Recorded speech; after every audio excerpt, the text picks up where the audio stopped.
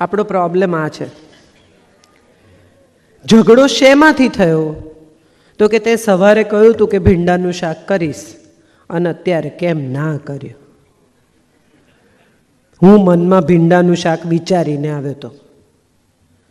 એટલે પત્ની જવાબ આપે કે કહો તમારા બાપાને જઈને ભીંડા લઈ આવે. આમાં બાપા ક્યાં વચ્ચે આવ્યા?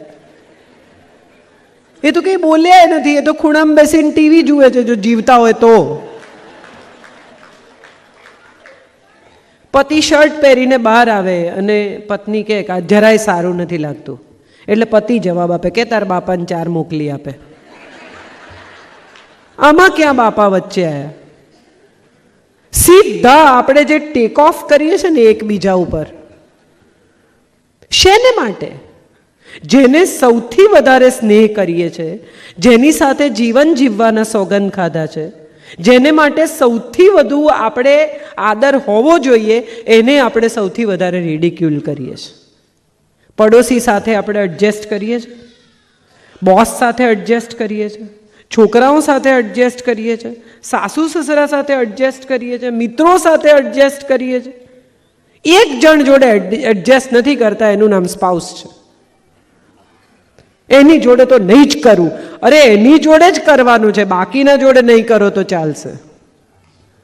મૃગાંક શાહની એક બહુ સરસ કવિતા છે, એ તમને સંભળાવું એ પહેલાં મારે એક સવાલ છેલ્લો તમને બધાને પૂછવો છે, પછી આપણે Q&Aમાં જઈશું. તમે મને સવાલ પૂછજો.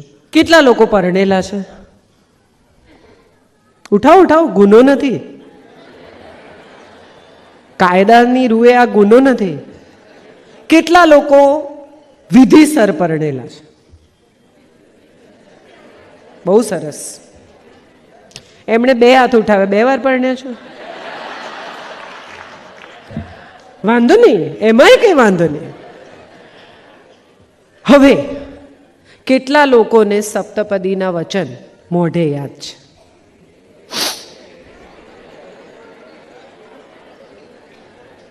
તમારા પોતાના માટે તાળીઓ પાડો એકવાર. બીજા માટે બહુ પાડી. વણિક છો બધા. નાનકડું ઇન્વેસ્ટમેન્ટ કરો તો એ કેટલી શરતો વાંચો છો. વોલેટાઇલ છે કે નહીં માર્કેટ, ને મ્યુચ્યુઅલ ફંડમાં નાખશો કે આમ કરશો, ને યુલિપમાં નાખશો ને આમ થશે, ને 3 વર્ષ પહેલાં જોઈએ તો શું કરવાનું, 8% કે 6%, ને આ બધી શરતો આપણે 50,000 રૂપિયા ઇન્વેસ્ટ કરવામાં વાંચીએ છીએ. પણ આખી જિંદગી જ્યાં ઇન્વેસ્ટ કરી ત્યાં કઈ શરતો છે એની આપણને ખબર નથી. હું તમામ માતા પિતાને આગ્રહ કરું છું કે તમે ન જાણ્યા તો કંઈ વાંધો નહીં, તમારા સંતાનોને પરણાવતા પહેલાં સપ્તપદીના 7 વચન વાંચો, જાણો અને એમને સમજાવો કે શેમાં પ્રવેશી રહ્યા છે, એમણે શું પાળવાનું છે. લગ્ન કેટલી ગંભીર બાબત છે. રોઝો લીના દરુ કરશે કે મનીષ મલ્હોત્રા કરશે એ બહુ મહત્વનું નથી. કોણ લગ્નમાં આવશે, કોણ નહીં આવે, આને કાપો, આને એકલા બોલાવો, 5 મીઠાઈ રાખો કે 3 મીઠાઈ રાખો, આ બધું નકામું છે. મા બાપ દીકરીનું જોવા જાય ઘર, છોકરો તો ઘેર આવીને કહે કે 6 એસી છે સાહેબ. એકચ્યુઅલી પહેલો ઝઘડો એસીના ટેમ્પરેચરમાંથી થશે. એકને 24 જોઈશે ને એકને 18 જોઈશે. અહીંથી શરૂ થશે. સાડી બ્લાઉઝના મેચિંગમાં જેટલો સમય બરબાદ કરીએ છીએ ને, એટલો સમય પણ આપણે 2 લોકોના મન મેચિંગ કરવામાં બરબાદ કરતા નથી. અહીંથી શરૂ થાય છે યુદ્ધ, એવું હું માનું છું. પ્રેમ લગ્ન કરવા છે, દીકરાને લઈને ઘરે આવે છોકરીને અને ઓળખાણ કરાવે કે છોકરી છે, જૈન નથી. ભાઈ ત્યાંથી શરૂ થાય. સાહેબ આ દેશનું નામ છે ને ભારત, એ દુષ્યંત અને શકુંતલાના લવ ચાઇલ્ડના નામ પરથી છે. દીકરો જન્મ્યા પછી પરણ્યા 2 જણા, એના નામ પરથી આ દેશનું નામ છે ભારત, ભરત પરથી. આ દેશ પ્રેમનો દેશ છે. આટલા બધા દેવોમાંથી કોઈના અરેન્જ મેરેજ નથી થયા. શંકરે પાર્વતીને એવું નથી પૂછ્યું કે રસોઈ આવડે છે, કૃષ્ણએ રૂકમણીને નથી કહ્યું કે મારી મમ્મીને સાચવશો ને, અને છતાં એમના લગ્નો તૂટ્યા નથી. એનું કારણ એ છે કે પ્રેમ છે સાહેબ. તમારું સંતાન જેને પ્રેમ કરતું હોય ને એની સાથે એડજસ્ટ કરશે. પણ તમને એમ લાગતું હોય કે આની જ જોડે પરણે તો કદાચ એડજસ્ટ નહીં કરી શકે. કદાચ તમને મારા વિચારો બહુ ક્રાંતિકારી લાગશે, તેમ છતાં હું તમને કહું છું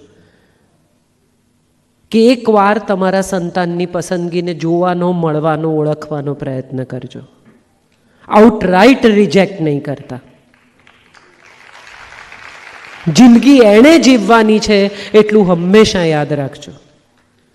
અને એને લગ્નની ગંભીરતા સમજાવજો, લગ્નનો આદર સમજાવજો, લગ્નનો સ્નેહ સમજાવજો, લગ્નની જવાબદારી સમજાવજો. વેન ડાયરે કહ્યું છે કે મેરેજની રિંગ છે ને એ બહુ નાની હોય છે, પણ એની જોડે જોડાયેલી જવાબદારીઓ બહુ મોટી હોય છે. ખાલી વીંટી પહેરાવી દેવાથી કે હાર પહેરાવી દેવાથી કે મંગળસૂત્ર બાંધી દેવાથી લગ્ન નભી જતા નથી. એ વાત આપણે આપણા પછીની પેઢીને શીખવવાની છે. તો છેલ્લી વાત જે મારે તમને કહેવાની હતી, મૃગાંક શાહની કવિતા. બહુ જ સુંદર કવિતા છે અને મને આ કવિતા એટલા માટે ગમે છે કે આજનું સત્ય છે. માતા પિતા નહીં હોય, છોકરાઓ એમની દિશામાં ઉડી જશે. ત્યારે એકબીજાની સાથે રહેવા માટે ફક્ત હું ને તું જોઈશું. તું મારા ચોકઠા શોધજે, હું તારા ચશ્મા શોધવામાં મદદ કરીશ. ઘૂંટણ અને કમરના દર્દની ફરિયાદ કરવા માટે છેલ્લે તો આપણે બે જોઈશું. તું તારા રિપોર્ટ છુપાવજે, હું મારી માંદગી છુપાવીશ. એકબીજાને ચલાવી લેવા માટે અંતે તો આપણે બે જોઈશું.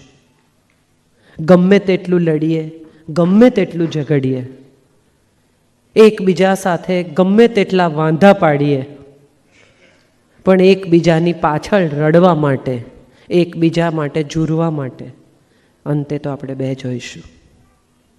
જો આ વાત આજના દંપતી સમજી જાય ને સાહેબ, તો રહ્યા સયા વર્ષો પણ બહુ સુખથી જીવી શકાય. પત્ની અરીસામાં ચાંદલા ચોંટાડે ને ત્યારે પતિઓ બહુ ગુસ્સો કરે, આ બધું બાજુમાં ગુંદર લાગી જાય છે, ચાંદલા ચોંટાડે છે, બધું ગંદુ કરે છે. એક સમય એવો આવશે કે જે દિવસે આ ચાંદલા ઉખાડવા માટે કોઈ હશે જ નહીં. કેટલી બધી પત્નીઓ ફરિયાદ કરે કે આપણે ફોન કરીએ ત્યારે ઉપાડે જ નહીં, હું કરીને વાત કરે. સાહેબ, હુંનો અવાજ પણ સંભળાય છે. તમે રિંગ વગાડ્યા જ કરો અને કોઈ ઉપાડે જ નહીં, એ સ્થિતિની કલ્પના કરી છે કોઈ દિવસ? જે સંતાન આપણી સાથે રહે છે એનો રૂમ ગંદો છે, એ મોડા આવે છે, એ કોઈનું સાંભળતા નથી, એ આમ કરે છે, તેમ કરે છે, પણ એ બાળક અમેરિકા જતું રહેશે ને તો 2 બેડરૂમનું ઘર 12 બેડરૂમનું થઈ જશે. ખબર જ નહીં પડે, એટલો ખાલીપો આવશે. પણ તમારો સ્નેહ હશે, તમારું બંધન હશે, તમે એને બહુ જ વહાલ કર્યું હશે ને સાહેબ, તો 2 વર્ષ ભણીને કહેશે કે મારે અહીંયા નથી રહેવું, હું તો તમારી સાથે રહીશ. એ તમારે કરવું પડશે, એ બીજું કોઈ નહીં કરે. કેમ જતા રહે છે છોકરાઓ? તમારા સપના પૂરા કરવા એની જવાબદારી નથી. તમે એક્ટર ના બની શક્યા એટલે એણે બનવાનું, તમે એન્જિનિયર ના બની શક્યા એટલે એણે બનવાનું, તમે ડૉક્ટર છો માટે એણે ડૉક્ટર થવાનું, એને પેઇન્ટર થવું છે થવા દો. કદાચ વિશ્વનો સારામાં સારો પેઇન્ટર થશે, હુસેન થશે. એને કરવા દો, એને જે કરવું છે. આટલું જ મારે તો કહેવાનું છે. આ સંસારની સરગમની જે વાત આપણે સાંભળી અને એમણે કહ્યું કે એમની પાસે બધા પ્રશ્નોના જવાબો છે, ના, મારી પાસે પણ બધા પ્રશ્નોના જવાબો નથી, પણ એટલું ચોક્કસ છે કે મેં મારી રીતે આ પ્રશ્નોના જવાબ શોધવાનો પ્રયત્ન કર્યો છે, સામાજિક નિસ્બત ઊભી કરી છે. હું બોલું છું ને તમે સાંભળો છો, એનું સૌથી મોટું કારણ એ છે કે હું જિંદગીને બહુ ઘસાઈને પસાર થાઉં છું, જિંદગીને બહુ નજીકથી જોઉં છું, સમજવાનો, ઓળખવાનો, પ્રેમ કરવાનો પ્રયત્ન કરું છું. માણસ માત્રને ચાહું છું. ચેતનભાઈ સાથે આર્ગ્યુમેન્ટ થઈ પછી મેં એમને 15-20 મિનિટ રહીને ફોન કરીને તરત જ કહ્યું, મેં તો આઈ એમ સો સોરી, મારે આવી રીતે વાત ન કરવી જોઈએ. આટલું પણ કરી શકો ને તો હું માનું છું તમારી જિંદગીમાં તમે સફળ છો. મિચ્છામી દુક્કડમ એ એકવાર વરસમાં કહેવાનું વાક્ય નથી, એ રોજ રાત્રે કહેવાવું જોઈએ, પોતાને પણ ને બીજાને પણ. સૌથી વધુ વૈજ્ઞાનિક અને સૌથી વધુ યંગ ધર્મમાં તમે દાખલ થયા છો. બહુ નસીબદાર છો કે જૈનત્વ સાથે જન્મ્યા છો. ક્ષમા એ સૌથી પહેલી વાત જૈનત્વએ શીખવી સાહેબ, કે માફ કરો, છોડો, બોજ નહીં રાખો, મુક્ત કરો સામેનાને પણ ને તમે પણ મુક્ત થાઓ. અસ્તેયની વાત કરી. અસ્તેય શું છે? ખાલી ચોરી ન કરવી, અહીંયા નીચે મને સારી ચમચી દેખાય તો ઉઠાઈ ન જવી, એ અસ્તેય છે? ના. મન ચોરી ન કરવી એ પણ અસ્તેય છે. તમે જે છો તે પ્રગટ થાઓ, મુખવટો ન પહેરો એ પણ અસ્તેય છે સાહેબ. અપરિગ્રહ એટલે શું? કેટલી બધી સ્ત્રીઓ અહીંયા બેઠી છે, દિવાળી આવે છે, તમારા કબાટોમાં એવા કપડાં હશે કે જે તમે છેલ્લા 2 વર્ષથી ક્યારેય પહેર્યા નહીં હોય અને એવું વિચારીને રાખ્યા હશે કે મારું વજન ઉતરશે ને ત્યારે પહેરીશ, પણ હવે નહીં ઉતરે, એવું સ્વીકારી લો. આ દિવાળીમાં એવું નક્કી કરો કે જે કપડાં, જે બેગ્સ, જે જૂતા તમે છેલ્લા 2 વર્ષથી નથી વાપર્યા એ બધા બહાર કાઢીને યોગ્ય માણસને આપી દો. તમારું કબાટ ખાલી થશે અને એનું ભરાશે. આ અપરિગ્રહ છે મારા હિસાબે. ઘરમાં વોર્ડરોબ થાય ને ત્યારે પહેલાં અડધું અડધું હોય, અડધું પતિનું અડધું પત્નીનું, પછી પતિનું ઓછું થતું જાય, અને છતાંય કબાટ ખોલીને પત્ની આમ ઊભી રહીને કે મારી પાસે તો કપડાં જ નથી, અને તરત પતિ એમ કે જાન લઈ આવ ને.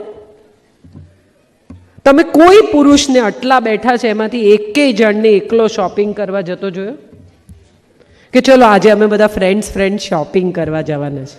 આવું સાંભળ્યું? હા કે ના? અને સ્ત્રીઓ હસો હસો, તમારા પર જ હસવાનું છે.